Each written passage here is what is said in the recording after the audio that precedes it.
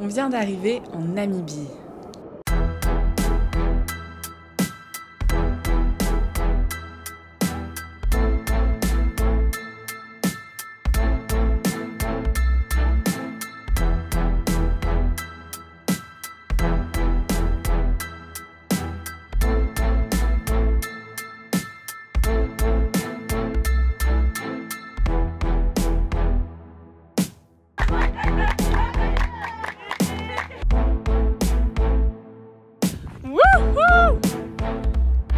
C'est incroyable, c'était magnifique, c'est magnifique.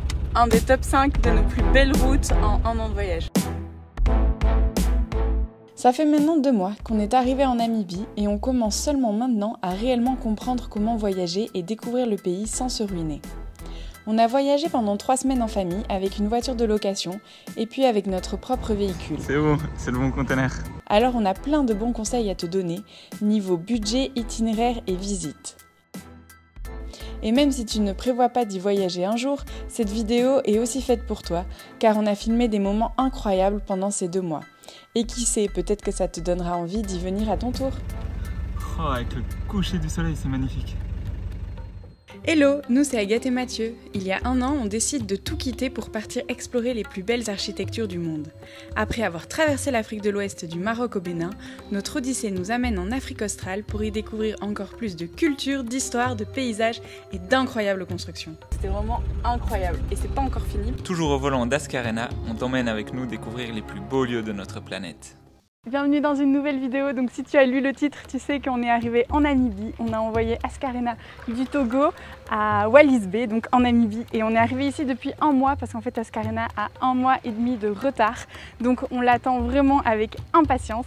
Mais heureusement ma famille nous a rejoints et en attendant Ascarena, on a fait déjà un petit bout de road trip en Namibie avec eux et c'est incroyable comme pays. On va te partager nos astuces pour un voyage réussi en Namibie. Il y aura quelques images sans Ascarena et quelques images avec Ascarena. Mais pour commencer cette vidéo, on va aller chercher Ascarena parce qu'il est arrivé hier et aujourd'hui on peut le récupérer. Alors on est super impatient et super excité de le récupérer. Ça a l'air compliqué quand même de l'enlever, hein. Je sais pas comment ils vont faire. On refait, 2e essai. Oh là là, la voiture, Ascarena il est dedans. Oh là là là là là. Y en a un qui lâche là, on est dans la merde. Hein. Oui, j'ai dit mon ulcère il explose. C'est quoi ces conneries? Je finis à l'hosto pour le reste de ma vie là. Oh là là là là là. C'est horrible, il bouge comme ça. C'est bon, c'est le bon conteneur.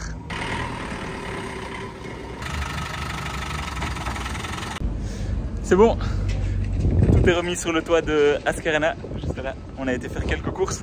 Et là, on va se dépêcher pour rapidement prendre la route. C'est parti, l'aventure continue avec Ascarena. On est trop content. Quel soulagement d'avoir ce Ascarena. En plus, il roule comme un chef. Il a démarré au quart de tour.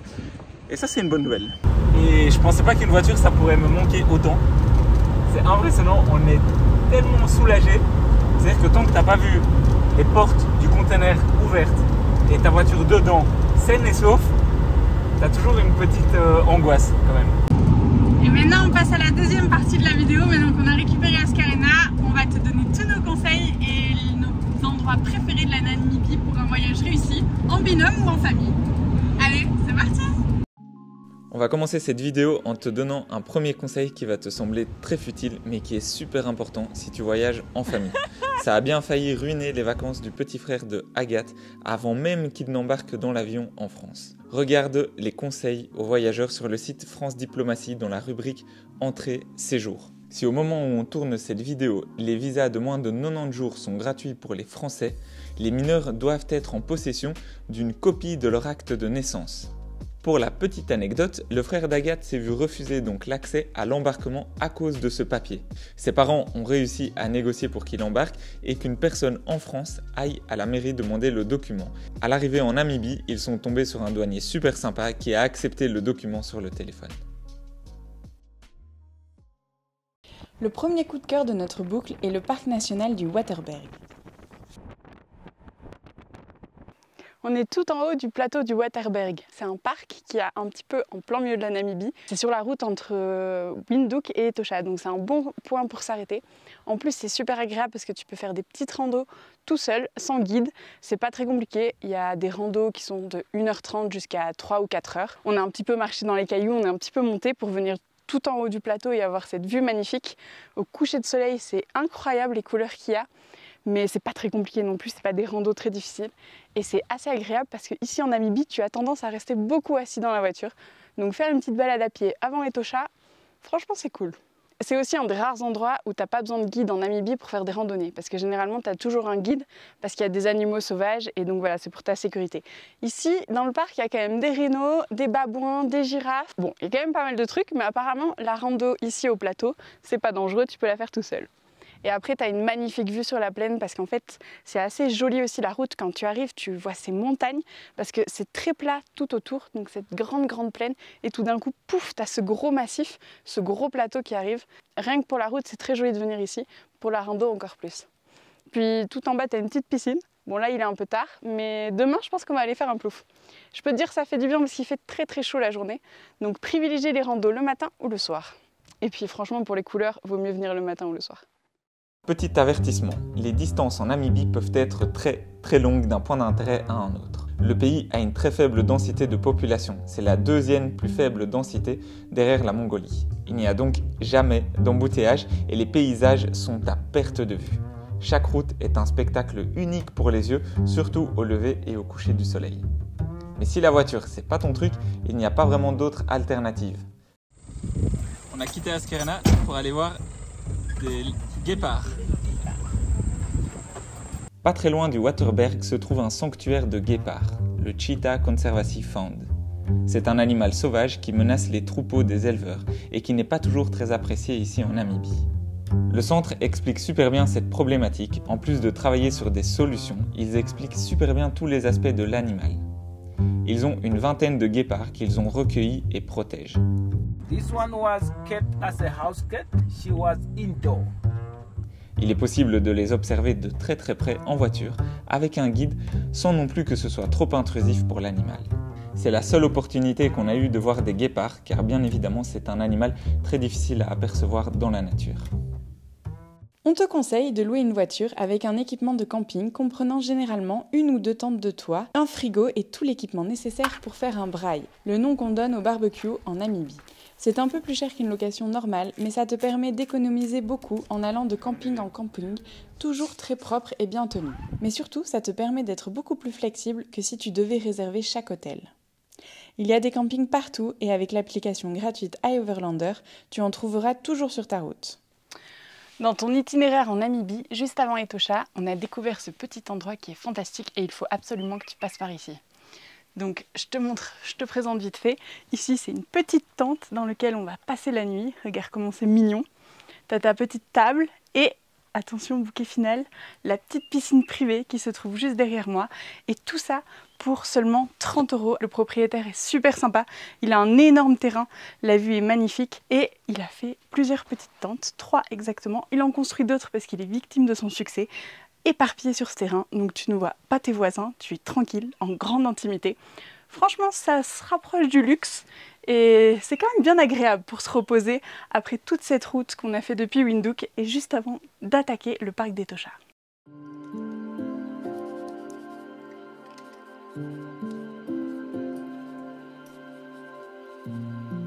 Des animaux sauvages, c'est bien sûr dans le parc d'Etosha qu'on en a vu le plus. C'est une visite incontournable qui mérite de prendre plusieurs jours. Nous y avons passé 4 jours au total et chaque journée était un nouvel émerveillement. C'est super chouette de pouvoir se balader librement dans un parc animalier avec sa propre voiture. Ça permet de prendre le temps qu'on désire pour contempler les animaux croisés. Juste à côté de la route, mais vraiment à 5 mètres, juste là, il y a 2 lions qui sont en train de se reposer. Et apparemment il y a un lion un petit peu plus loin, mais lui on ne le voit pas parce qu'il est, caché par la savane. Je pense qu'on va attendre que les lions se réveillent parce qu'elles sont en train de faire un gros roupillon. Je crois que ça fait une demi-heure qu'on est posé là. Toujours les petites lionnes à côté de nous. Et si je peux rajouter ça, dans notre liste des conseils, c'est si tu vois des lions, eh ben, c'est de ne pas être trop impatient et d'attendre en fait qu'ils se lèvent. Parce que là on le voit tous les tours, Ils viennent, ils prennent 2-3 photos et puis ils partent. Mais bon, le plus joli c'est surtout quand tu les vois se déplacer. Et si je peux rajouter un truc, c'est que les lions c'est pas si facile à voir. Donc quand tu les vois, tu peux attendre. Franchement, ça vaut la peine. Là on a juste eu trop de chance, de 1, de les voir, et de 2, d'être aussi proches. Je pense que ça arrive assez rarement. On va juste attendre qu'ils se lèvent parce que bon, les voir coucher c'est sympa, mais ça serait encore plus sympa de les voir marcher. En plus, l'entrée n'est pas très chère comparée à d'autres pays. 7 € par personne par jour. On est rentré dans le parc par la porte Est. C'est là qu'il y a le plus de pistes à parcourir et aussi le plus de touristes et de tours organisés. On a ensuite traversé le parc d'est en ouest pour explorer une autre partie plus petite, moins touristique. Dans Etosha, il y a plein de campings avec des plateformes d'observation sur des points d'eau où viennent les animaux le soir. On a notamment à Oliphant Camp vu à 2 reprises des rhinocéros venir s'abreuver à 22h30 précises. Un spectacle magique. Il y a des points d'eau un peu partout dans le parc. C'est là que l'on voit le plus d'animaux, dans la partie est et ouest. Au milieu du parc, c'est une longue ligne droite monotone où les points d'eau étaient asséchés lors de notre passage. Donc autant faire la partie est bien à fond avant de passer à la partie ouest. Même si on a trouvé que la partie est est la plus touristique, ça permet de savoir quand s'arrêter et observer les animaux. Parce que dès qu'il y a plus de 3 voitures arrêtées, c'est qu'il se passe quelque chose. Le problème, c'est que ça vire parfois à l'embouteillage et ça gâche le moment. Lorsqu'on visitait le parc, on s'est arrêté au Dolomite Resort, qui n'est pas un camping, pour y manger le midi. Et ils ont accepté qu'on profite de la piscine qui domine sur un sommet et offre un superbe panorama sur une partie du parc. Un moment inattendu dans notre visite d'Etosha. On a vraiment adoré visiter ce parc, on a vu plein d'animaux différents et des fois de très proches. Un truc qu'on a adoré faire, c'est se lever tôt, sauter dans la voiture, se garer à un point d'eau et regarder les animaux tout en déjeunant dans la voiture. C'est fou tout ce que l'on peut observer quand on prend le temps de s'arrêter. Donc pas besoin de faire toutes les pistes à fond pour voir le plus d'animaux, il faut savoir être patient. Nous sommes donc sortis du parc à l'ouest pour aller jusqu'aux chutes de Epupa. C'est assez loin, la route est très longue. C'est tout au nord de la Namibie, à la frontière avec l'Angola.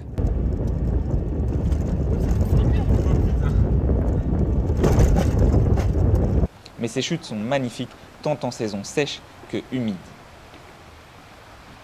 Les routes et les pistes en Namibie sont en général très bonnes et ça donne envie de foncer. Tu le verras assez rapidement si tu loues une voiture. Elles ont toutes une géolocalisation qui leur permet de savoir sur quel type de route tu te trouves. Sur les routes bitumées, ta voiture fera un bip assez énervant et continu lorsque tu dépasseras les 120 km/h. Sur les routes de piste, ce sera 80 km/h. Et alors là, petit truc, c'est cadeau, c'est gratuit. Il suffit en fait de dépasser la vitesse de 20 km/h pour que le bip s'arrête. Mais pour revenir aux chutes de Epupa, même si la route est très longue, on passe par plein de villages Imba, une population de la Namibie qui est fascinante et qui a su préserver ses traditions. Il est possible, moyennant un petit peu d'argent, de visiter certains villages. Il y en a qui sont mieux organisés que d'autres dans leur visite et dans leur droit d'entrée. Attention cependant, ce n'est pas Disneyland, on a toujours demandé aux gens leur autorisation avant de les photographier et de les filmer. Quand on a su qu'on allait shipper en Namibie, on s'est un petit peu renseigné sur les langues parlées ici dans le pays. Donc il y a une dizaine de langues parlées dans le pays, mais la langue nationale, c'est l'anglais. Et moi, je ne parle pas très bien anglais. Mathieu parle un petit peu mieux anglais que moi. Mais du coup, je me suis dit que ce serait quand même important que je m'y mette, que c'était le bon moment, parce que c'est vraiment primordial pour communiquer avec les populations locales et les gens ici autour de nous. It's 5 miles to the gas station. It's 20 miles to the airport. It's 20 miles to the airport. Your seat is number 73. Your seat is number 73. Pour m'aider à apprendre l'anglais sur les routes, j'ai téléchargé l'application Rosetta Stone. Et c'est une application assez intéressante parce qu'au lieu de te faire travailler en boucle le vocabulaire, ça te fait plus travailler la prononciation et les phrases de communication. Moi, j'ai pas un si mauvais vocabulaire en anglais, mais par contre, j'ai un très très mauvais accent et parfois quand je parle, même si je dis le bon mot, les gens ils me comprennent pas parce que je le dis pas avec un bon accent. Donc voilà, je m'entraîne, je parle, je reparle derrière les phrases et ça c'est très bien. Et en plus, cette application, elle peut te focaliser sur des thèmes et donc moi j'ai choisi de me focaliser sur les thèmes du voyage, donc ça permet de communiquer, de faire les premiers échanges assez facilement. Mais tu peux aussi te focaliser par exemple sur le thème du travail et donc tu auras des conversations qui sont plus tournées vers les conversations que tu pourras avoir quand tu travailles. Donc voilà, avec le petit téléphone, j'arrive à faire mon petit cours d'anglais, mes petites 30 minutes par jour, un petit peu partout, même quand Mathieu travaille. Donc voilà, j'ai une petite excuse pour pas travailler, je fais mon petit anglais. C'est une application qui m'a tout de suite convenu, mais si ça ne te convient pas, tu peux annuler ton abonnement et tu auras un remboursement gratuit. Donc ça t'engage à rien, tu peux quand même la tester si jamais. Il y a 25 langues, donc il n'y a pas que l'anglais, tu peux apprendre plein d'autres langues. Et d'ailleurs, je pense qu'on va aussi l'utiliser pour se familiariser avec le portugais, parce qu'après on va aller en Angola et au Mozambique et on va avoir bien besoin de parler un petit peu portugais. Et si comme nous tu veux apprendre plusieurs langues sur du long terme, ce partenariat nous permet de t'offrir une réduction de 50% sur l'abonnement à vie qui te permet un accès aux 25 langues de Rosetta Stone. Ce code se trouve en description de la vidéo. Allez, on retourne maintenant sur les magnifiques routes de Namibie. This property is protected by video surveillance and armed guard. What a beautiful accent, Agathe. Your English very nice. Merci. Good progress, good progress. Ah, t'es chiant. You are learning fast, my dear. Bon, c'est quand même assez marrant de voir ce genre de photos, enfin de panneaux. Alors, je sais pas si ça te rassure ou bien si justement ça t'inquiète. Bon, allez, j'y vais. C'est parti. Après avoir visité Epupa Falls, on avait trois options.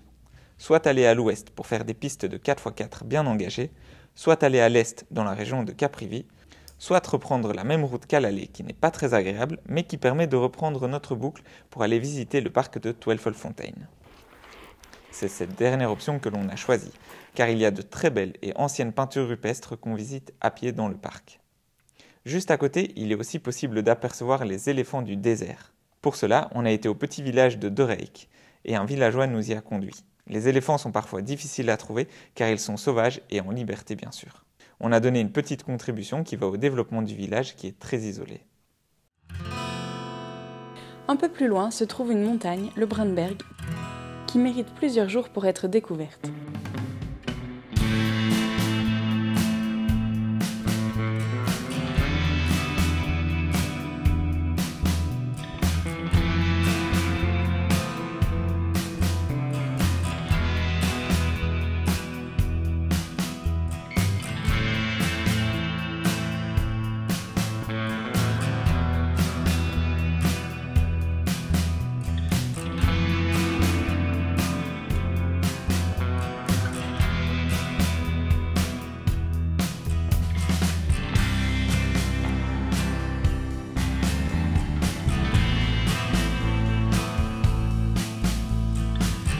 Il y a notamment des peintures rupestres magnifiques, comme celle de la White Lady, mais aussi des pistes 4x4 très faciles tout autour de la face ouest de la montagne. Il n'y a pas grand monde et les paysages sont à couper le souffle. On s'y croit seul au monde, il y a plein de possibilités de camping sauvage, car tout est vaste, isolé et beau.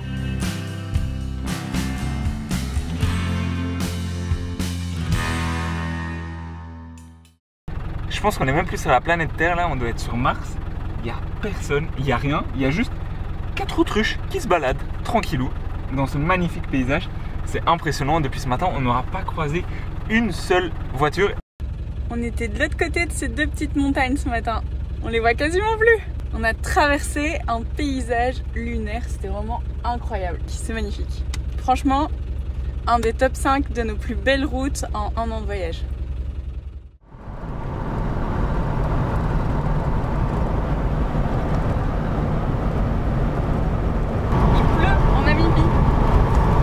Est assez magique quand même.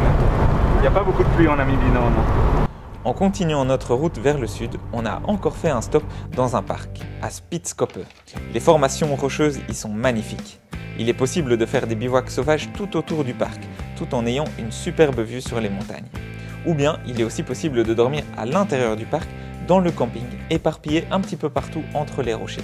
Si vous y allez, il ne faut surtout pas louper la visite de Rock Arch.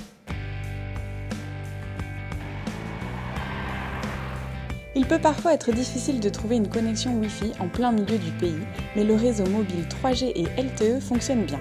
Il y a une boutique MTC, l'opérateur local, à l'aéroport de Windhoek. On te recommande d'acheter une carte dès ton arrivée. Ça coûte moins de 1 € et c'est parfois indispensable pour vérifier la disponibilité de certains campings, surtout ceux des parcs qui sont très prisés.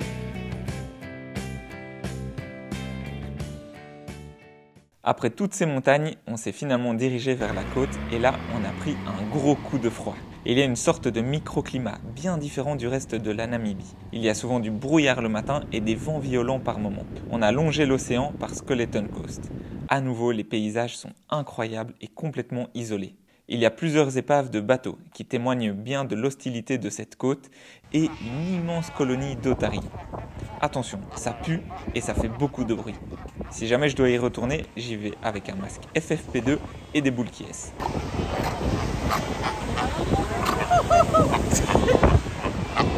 L'autre image sur tout le monde, Pépouze.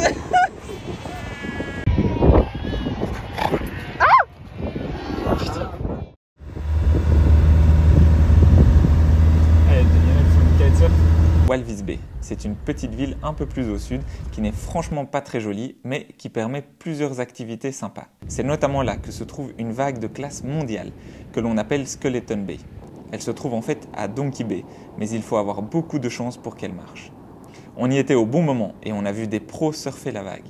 Il y avait notamment Kelly Slater.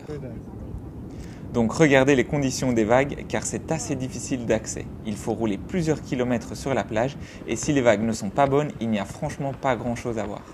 Toujours à Walvis Bay, on peut rouler en 4x4 avec un tour dans les immenses dunes de Sandwich Harbour ou bien faire du kayak avec les otaries. Bien sûr, tout ça a un prix. On peut par contre gratuitement admirer les tonalités rosâtres de la saline, les centaines de flamants roses et les otaries. Et pour les plus chanceux, observer des chacals.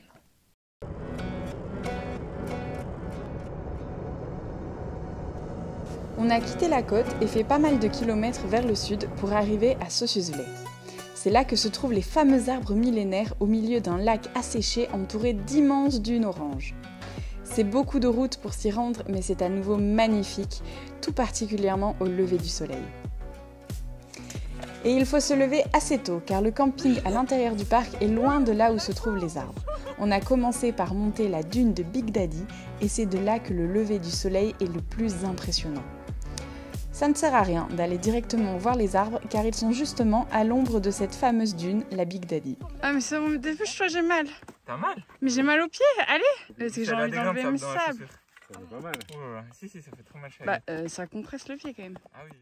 Pour ceux qui ont encore le temps et l'énergie, toujours plus au sud, sur la côte se trouve la ville abandonnée et recouverte de sable de Kolmanskop. On n'y est pas encore allé, mais on fera une vidéo complète là-dessus lors de notre visite, car l'histoire de cette ancienne ville est juste incroyable. Cette liste de nos coups de cœur te permet de faire une boucle en Namibie qui commence et qui se termine par la ville de Windhoek. Même si beaucoup de personnes ne prennent pas le temps de visiter la ville, on a déniché quelques activités sympas. Tout d'abord, en plein centre-ville, on passe au moins une fois devant la plus ancienne église luthérienne évangéliste de Namibie, qui a un nom vraiment imprononçable. Il est possible de visiter l'intérieur, mais seulement le matin. Juste à côté, il y a le musée de l'Indépendance qui n'est pas très bien tenu, mais il est gratuit et permet d'avoir au dernier étage une superbe vue sur Windhoek et les montagnes qui l'entourent. Et toujours dans le même quartier, il y a un très joli centre d'artisanat, le Namibian Craft Center, qui est très grand et varié, en plus d'avoir un petit restaurant très bon. Mais la visite de Windhoek ne s'arrête pas là. On recommande de faire le tour de Katutura en vélo avec l'agence Katutour. C'est le plus grand township de Namibie, mais il est très coloré et vivant, bien plus que le centre-ville qui est souvent très calme. On a prévu de faire une vidéo entière sur Windhoek qui s'annonce passionnante. On s'attardera un peu plus sur sa construction, son histoire et les différents quartiers. Voilà une liste non exhaustive de nos coups de cœur. Le pays est vaste et il y a plein de belles choses à découvrir. On n'a d'ailleurs pas fini de te parler de ce pays dans nos vidéos. Il faut maintenant qu'on te parle de ses architectures, bien sûr. La semaine prochaine, on t'emmène avec nous dormir dans l'hôtel le plus incroyable de Namibie. Il est complètement isolé, coupé du monde, au sommet d'une dune face à l'océan. Mais pour ça, on se retrouve la semaine prochaine.